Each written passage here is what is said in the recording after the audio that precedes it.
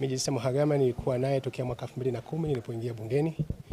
Wakati tukihuduma wote wa bunge wa backbencher.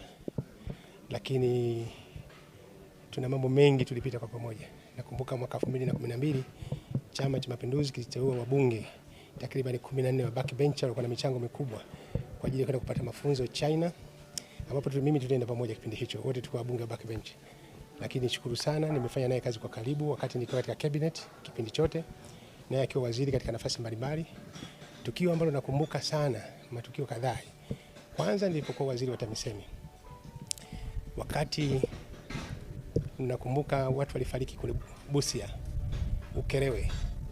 Yeye akiwa ofisi ya waziri mkuu. Ilikuwa unakuta maiti pale na yeye akiwa anashughulika na maafa. Ilikuwa ni kipindi kizito sana. Nakumbuka kipindi kile dadangu nikimwangalia macho yake alikuwa ni mekundu. Alifanya kazi kubwa sana akiwa kama waziri katika ofisi ya waziri mkuu, na mimi kipindi kile nilikuwa kama waziri wa TAMISEMI. Nakumbuka tukio lile nikimkumbuka Kigoma Malima, nikimkumbuka Jenista Mhagama. Mimi nimefika pale kwa tukio la kutisha, lakini unaona kwamba ushupavu katika uongozi. Na kitu kingine pili, nakumbuka ajali ya Morogoro. Lori la mafuta lilipoungua pale, watu wengi walipofariki. Halikadhalika kipindi hicho Jenista alikuwa waziri katika ofisi ya waziri mkuu. Unaona jinsi gani alikuwa akipambana kipindi kile. Kazi ilikuwa kubwa. Lakini kipindi kingine ni hivi karibuni nakumbuka maporomoko kule Hanang. Watu wengi walipokufa kule baada ya ile landslide ilipotokea katika mlima Hanang. Jenista akiwa waziri katika ofisi ya waziri mkuu. Unamwona mama alivyokuwa mchapa kazi. Kipindi chote amekuwa ni mtu ambaye kwa kweli ni msikivu, hambo, hana makuu, lakini ni mchapa kazi sana. Mimi kwa kweli katika watu ambao tulikuwa tunaitana. Mimi namuita dada mkubwa, anaita kaka. Ndio ilikuwa lugha yetu tunaitana hiyo kipindi chote.